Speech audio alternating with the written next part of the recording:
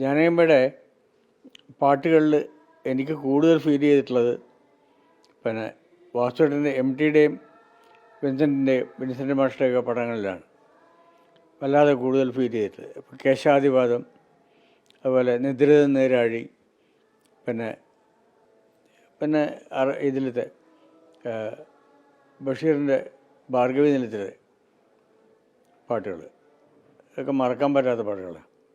തള്ളിരിട്ട കിനാക്കൾ, പിന്നെ എൻ്റെ മകൻ കൃഷ്ണനുണ്ണി എന്ന പാട്ട് മനോഹരമായ പാട്ട്. സെമി ക്ലാസിക്കൽ കൂടെ ആയാൽ ജാനകിയമ്മയുടെ തിളങ്ങും. ക്ലാസിക്കൽ പഠിച്ചിട്ടില്ലാത്ത ജാനകിയമ്മ എങ്ങനെയാണ് ഇങ്ങനെ പാടുന്നത് എനിക്ക് അത്ഭുതമാണ് എപ്പോഴും.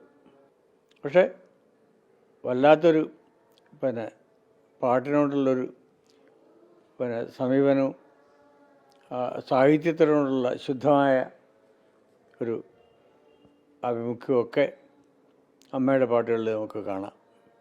എല്ലാം പ്രിയപ്പെട്ടതാണ് അമ്മയുടെ പാട്ടുകൾ. എൻ്റെ പിന്നെ പാട്ടുകൾ ഒരു 3 പാടിയിട്ടുള്ളൂ അമ്മ. പാമരത്തിലെ ഒരു പാട്ട്, മഴയത്ത് മുമ്പേ, ദേവദൂതൻ, ഇത്രയേ ഉള്ളൂ.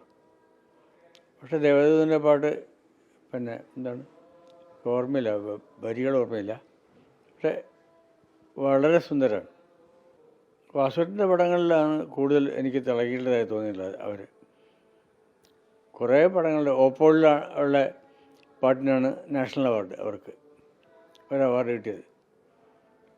ഏറ്റുമാനൂർ അമ്പലത്തിൽ നിന്നുള്ള പാട്ട്. അങ്ങനെ ഒരുപാട് കാര്യങ്ങൾ പറയാനുണ്ട് അമ്മയുടെ. അമ്മ ജീവിച്ചിരിക്കണമെന്ന് എനിക്ക് ആഗ്രഹമുണ്ടായിരുന്നു. എവിടെയായാലും ദാസേട്ടനും പിന്നെ ഇവരൊക്കെ എവിടെയെങ്കിലും ജീവിച്ചാലും നമ്മുടെ മനസ്സ് തണുക്കുന്ന ഒരു അവസ്ഥയുണ്ട്. തീർച്ചയായിട്ടും അമ്മയുടെ ആ മരണം എന്ന് പറയുന്നത് വല്ലാത്ത ദുഃഖകരമാണ്. അമ്മയുടെ ആത്മാവിന് നിത്യശാന്തി നേരുന്നു. അമ്മ